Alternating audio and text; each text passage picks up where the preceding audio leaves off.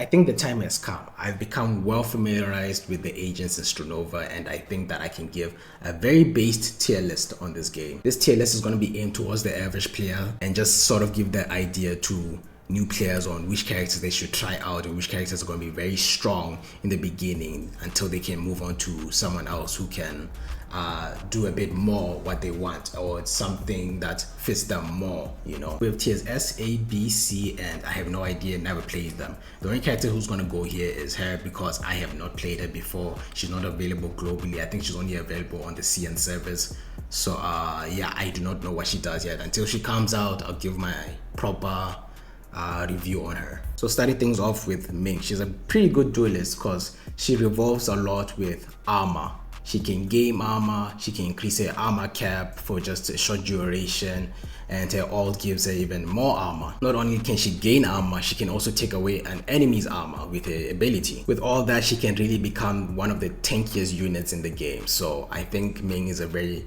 solid pick for being a duelist, and I'm actually going to give her A because she's just that strong, especially when her utility revolves a lot with gaining armor and taking away the enemy's armor. Next up we have Liwin, or Lewine, however you say her name. But she's very good. She's a vanguard and she's very good at gathering a lot of information from the enemies, because she has her passive where she shoots an enemy and they are briefly marked. So if you shoot an enemy, get behind cover, they are going to be highlighted through the wall. That's pretty strong. She has a Q ability that also emits a scan that will scan enemies even through walls, and the radius is pretty large. And she has an ultimate where she will like throw out a little rectangle, not even a little rectangle, a longest rectangle, decently long. But she will be invisible within that rectangle, and she can use it to gather intel because she can like run right in there and run right through the enemies, and she's like gathering where exactly they are. Or you can also use it to be aggressive. Let's say the enemies are looking at your teammates, you can get right behind them with your ult, and you know, she's just a very good strong vanguard. I think I'm also going to put her in A. She's pretty strong. Next we have Meredith. Oh my days. It's like every character is going to go into A. So Meredith is also super good, like very good, because with her ability she can throw down a little sandstorm where enemies will get slowed and the weapon usability will be reduced. So she's a controller, and her being a controller, I feel like you can also be very aggressive when you use it, because there's just such massive debuffs when you throw your Q on an enemy, because being slowed and also your weapon usability is reduced. It's pretty strong. So yeah, then her ultimate is what makes her very strong, because when an enemy is caught in her ult, the health is reduced all the way to 1. So the only thing that will have is basically the armor, and you can pretty much shred enemies very easily in this game. So once you shred the armor, the HP is only 1 HP. You just have to hit them one more time, they're dead. So it's super strong. Meredith, A. She's a very good controller. Next up we have Reichi. Reichi is honestly not bad. A lot of people sleep on him, but Reichi is honestly not even that bad. He's just you know, because his ability, he puts down a large wall, and you can also choose the direction how you put the wall, because at first I thought he could only like place the wall stretching all the way in front of him, but he can also place it like sideways. And what's good about that is he gets an ability after later during the match where like he can now see through the wall. In the beginning you won't be able to see through the wall, but once you get that ability, that little passive for his Q ability, you'll be able to see through the walls. Also your allies will be able to see through the walls, only if you're close enough to the wall. So once you're close enough to the wall, if you see an enemy on the other side of that wall, you can shoot them through it. And the cool thing is his ult, along with his ability, he can use the ult along with his wall, and what that does is it blocks shots. So any bullets that hit the wall will just completely be evaporated, you know. So just to put a lot of information, what I'm trying to say is like what he does is he does this, he's using his ult. Now I do this with my Q and turn it sideways. So once that happens, and I can also now see through it, right? Do I have the passive? No, I don't have the passive. I have to get the passive first. So light screen turns into semi-transparent. So this, you see this? just because I think I activated my ult. We just gotta wait for this to disappear. Okay, as I was saying, he can do this. Press Q now, turn it sideways and do this. So once that happens, I can now see through the wall. You see this? Yeah, I have to be like this close to see enemies. If I'm far away like here, I can't see anything. I have to get pretty close. And once I see an enemy there, I can just, you know, pick my shots now. Just like that. So yeah, he's just aight, you know. The thing is, like, why I'm gonna place him like at B is just because he needs a lot of he has to rely a lot of getting his abilities together, you know. It's specifically trying to make the stars meet. That's what I'm trying to say. He's not just good like from the get-go. You have to get your abilities together, get that specific thing over here, Awakening 3, then that's when he's like decent. Reichi, I'm gonna put him in B. My baby girl Kanami. You guys are probably telling yourselves that you won't see any Kanami slander, but Kanami, she's a sniper user and a vanguard, so she also gathers intel. But the downside to her gathering intel is just that the enemies have to be in view of a queue for them to get scanned. So if she shoots a queue like on the other side of a wall, they won't get scanned. That queue has to be visible towards the enemies. So what I'm trying to say is, like, when she does this and she like shoots here, it won't scan anyone. It won't scan anyone at all. But if I do this and shoot it like here, all these guys will be scanned. That guy is not being scanned all the way there just because this is not in view of this enemy. So that's just the only downside. She might be the weakest vanguard just because of that, because all the vanguards can reveal enemies through walls. But yeah, with her, it's more of like they have to be visible of that. Don't let me find you. But other than that, a pretty strong gun. She literally uses a sniper, and it's the strongest sniper in the game. But Kanami also easily becomes a support because with the use of getting this ability, Awakening 3, it gives me buffs. As you can see, I'm inspired, weapon usability, and I'm sped up. So she also becomes a very good support. Instead of like shooting this towards enemies or even just shoot them near enemies, once you do that, at least you know your teammates are gonna get buffed. I don't know the range of it. Is it as long as I'm in like the radius of it, as long as I can see it? Yeah, it is. That's pretty strong, you know. But it's just the downside that it's not effective behind walls or anything like that. You have to be in view of that ability. So I'm conflicted because she can be a very high B, but also she can slip away a bit into A, you know. Let's she's the weakest A as of right now. Yeah, she slips a bit into A. Next, we have Aika. Can I be completely honest? I think Aika is the weakest character in the game so far. Don't get me wrong. Full auto shotgun is pretty strong. Like, once she is in your face, puts that right in your mouth, you are basically dead. Cause you can even just hold it down. You don't have to tap. Just hold it down and you know, you can shred an enemy pretty easily. But her being a shotgun user, I feel like she's very limited, because if she is a shotgun user, then she should have abilities that helps her approach the enemy, you know? She should have the abilities that makes her chase after the enemy. So how to put this? Aika doesn't have an ability that she can close the gap with, but once she does close the gap, she is very powerful and very aggressive. It feels like a leech, you know, you're trying to get her off you, but she won't get off you until you are literally dead, you know, a very aggressive leech.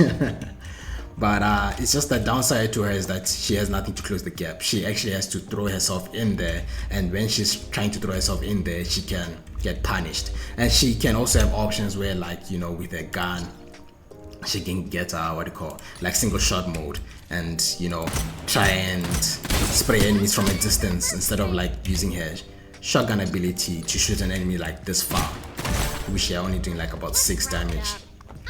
So it's cool that she has options, because once like you see yourself or you're gonna struggle as a standard shotgun user in a match, you can just change your fire mode to single shot, and yeah. And also when you're up close, you know, you have to now really hit your shot, because now it's a single shot.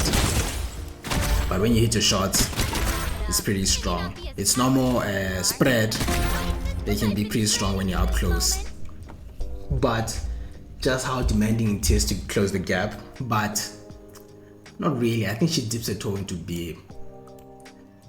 Because I can say that Aika is very overwhelming to play, because it's very demanding that you have to get in. But once you're in, you can do work. So she is not C. I think she's B. And with that, if she's B, that means, because I really think Aika is the weakest character in the game, or just very, very much demanding, you know. There's a lot of scenarios that you have to adjust to. I hope I'm making sense. But I think she dips her toe into B. Next up, we have Fragrance. That's literally her name, because her abilities revolves a lot of using her perfumes. So Fragrance, she's a support, and a pretty good support at that, because she gives decent buffs, and the additions that she also gets to her abilities over here, there's a lot to read, but you know, it can be very beneficial for the team. So I'll say she's just a she's a very solid support, because if I press Q and use my left click ability, healing, inspired, and speed up. But if I do this and do my right click ability, it does a whole different buff for the team. As you can read here, fragrance emits 1 or 2 perfumes, creating an aromatic field around her. Allies inside gain an increased rate of fire or movement speed. You can pick whichever you want. So very good, because before you engage a fight, you can do this and you go straight into the fight. And while you're getting into the fight, you get healing, you know. Then her ult, I'll say her ult is a bit of a downside, but it's a very good ult, because the thing is, like, to use your ult, you have to have your hand out, so you can't do anything while you're in this state. Once you take your ult away, the buffs disappear. So you have to rely on your team during this. So you're giving buffs to your allies, and they have to do all the work while you're like just like this. And I think that's just the downside to her.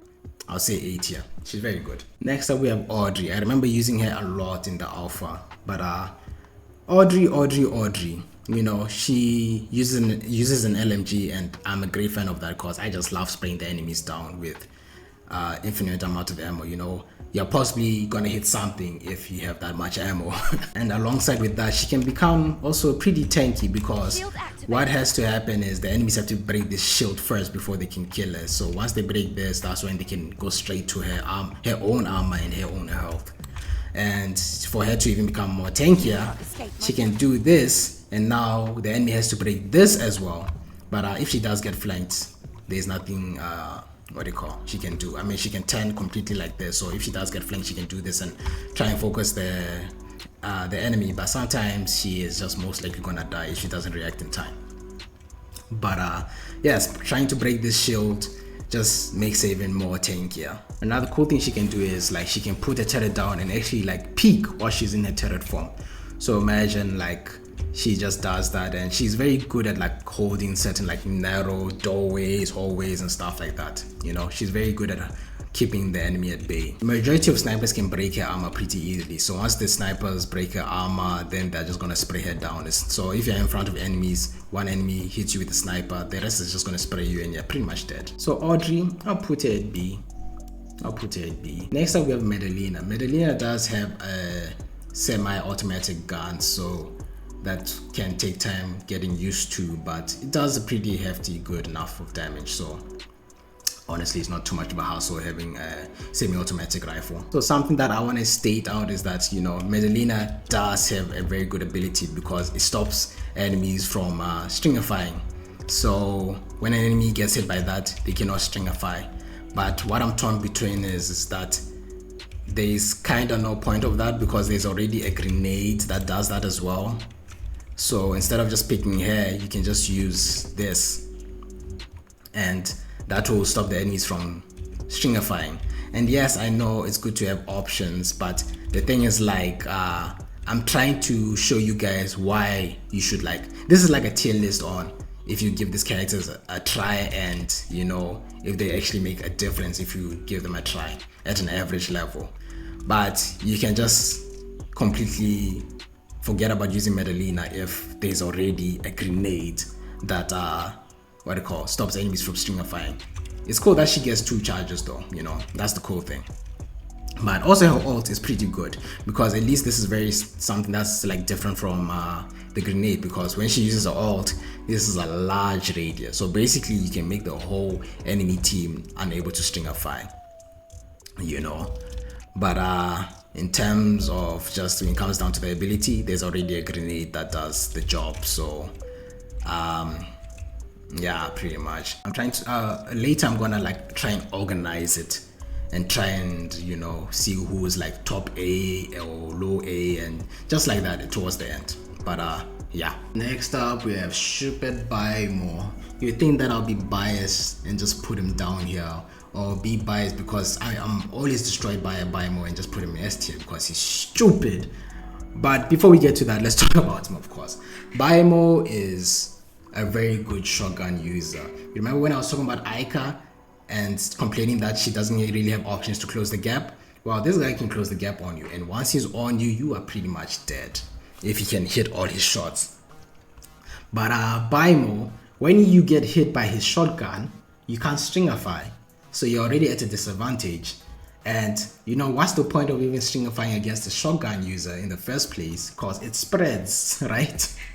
So yes, when his shotgun hits you, you can't you can't stringify. And another thing is, he can blind you once he's on top of you. So that's another dumb thing. Like, you are blinded while a shotgun user is in your face. You are dead. What else do you want me to say? You are dead. So he has a very solid kit, and then there's his ultimate. His ultimate is basically what he does. He throws this down, and basically if you die while you use his ult, you will go back there. So something like this, you basically have an extra teammate in your team.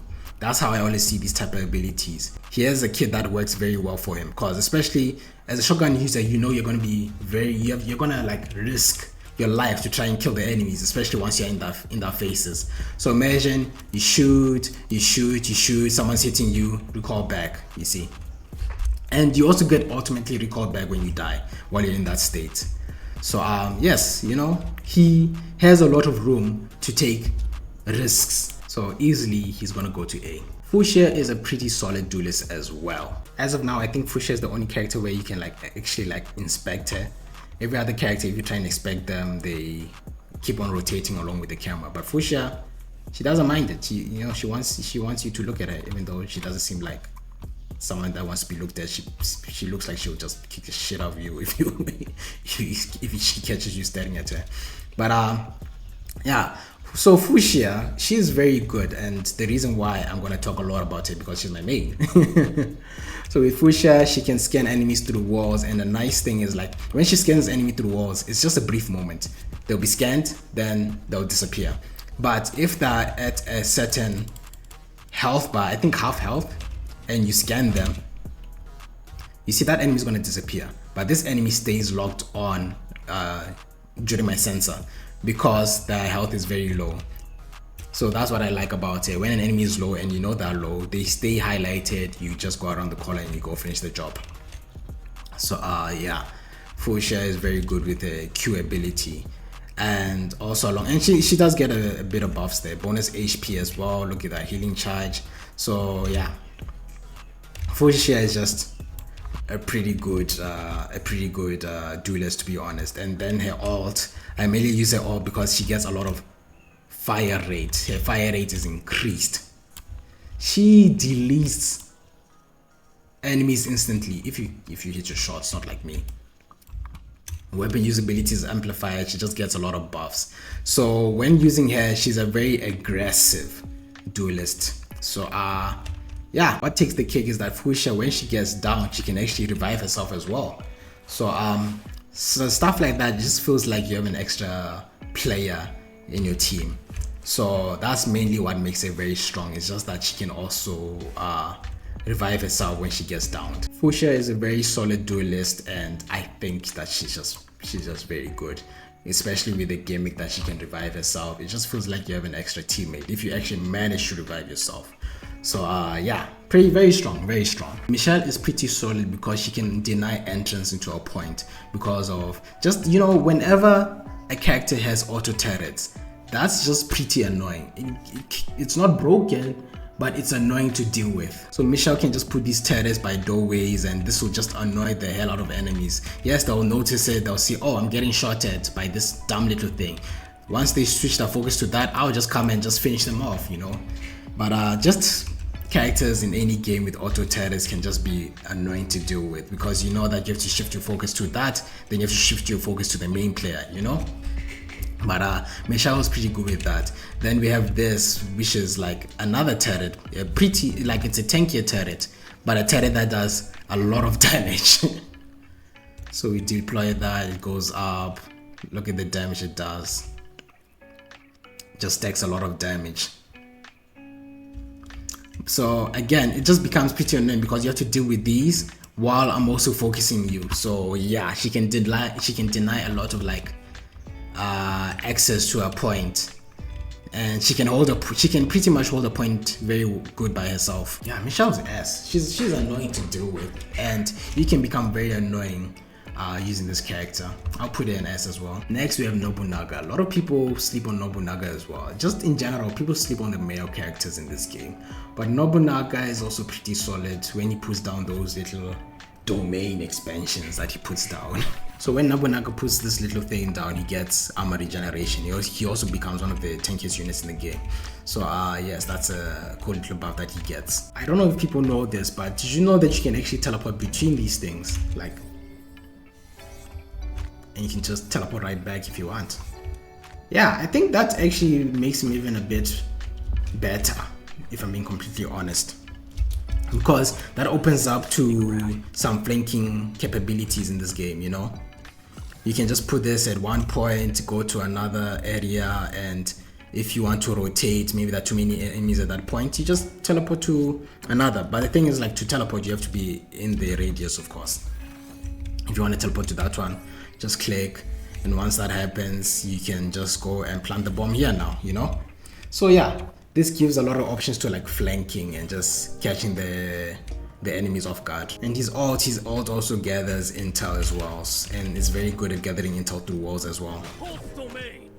Boom. So yeah, Nobunaga is very solid. A lot of people sleep on this character, so he's pretty good. So where do I place Nobunaga? You know, I was thinking about it. I was like, this guy is probably B, but he has a lot of sustain and he has a pretty good ult, and he can teleport as well. A lot of utility, you know. So it's not at a point of like he's just air. He's really above air. So Nobunaga, believe it or not, he's A. Give him a try. He's pretty good. Cocona. I believe this is the best character in the game because she is very good at what she does. She's a support. She can heal allies, or she can even heal herself. She can also revive allies when they're down, so she can revive them passively. She doesn't have to stay reviving them. So imagine like your allies being revived there, and you're gonna go like, you know, cover fire while they're being revived. I think the only thing that they did to nerf her is literally just give her a sniper. Also, if you didn't notice down there, that little healing thing, there's like gives you armor as well. So on top of everything of like getting health, you're also getting armor. So Cocona is just the strongest unit. She would have been broken if she had like an AR, but instead they gave her a sniper because, you know, they want you to at least hit your shots on something. Because if she had an AR, she would have been completely broken. But yeah, and also she can bring her allies from the dead. I can't do it in training room because there's no one to bring back from the dead. But she can also bring her teammates back from the dead when they are completely dead. I don't know how you pronounce her name. Do you say Yvette or Yvette? Is the Y silent? I think they're trying to like relate her name to like Yeti, you know, like the actual like abominable snowman. So I don't know, it's Veti or Yetis, I don't know how you pronounce your name. Yeah, her. She has a very good gun. I think one of my favorite guns in the game. She has a pretty solid SMG. When it comes to abilities, she has this little bear where she can like actually control it.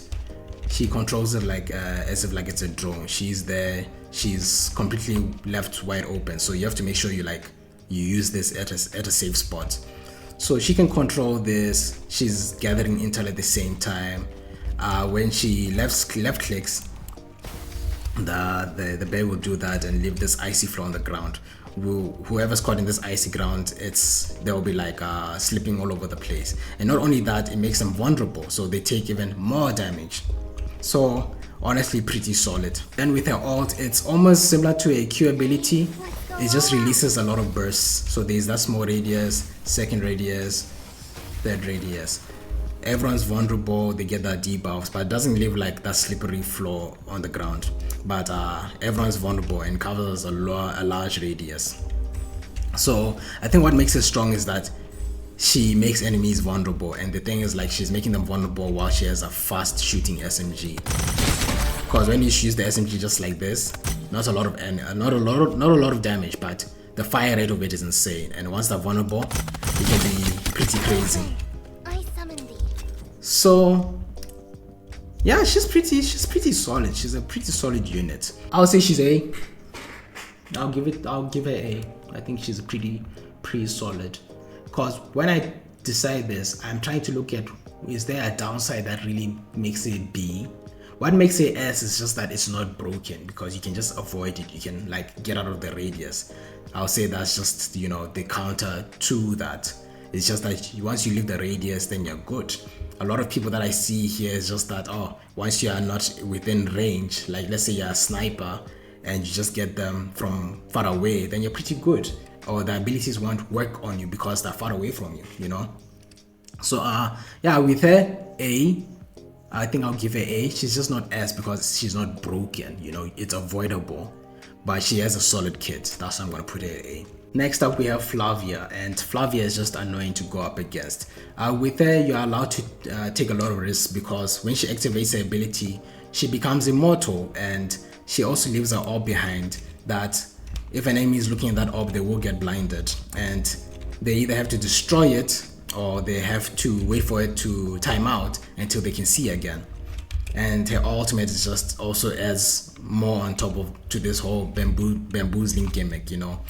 But with Flavia, you mostly want to take risks because you can't, excuse me. But when you're using Flavia, you're open to take a lot of risks, and basically, yeah, she can become very aggressive, especially once she's on you. So Flavia, I'm also going to put her at A. There's a lot of A characters. I'm also going to put Flavia at A. Again, avoidable, especially if you're long range. Take it, just try and fight her from long range, you know, before she closes the gap on you. Okay, I'll see you guys in a bit. I'm just going to organize this tier list in a way that is more accurate. Okay, I think this is what we're going to be settled on.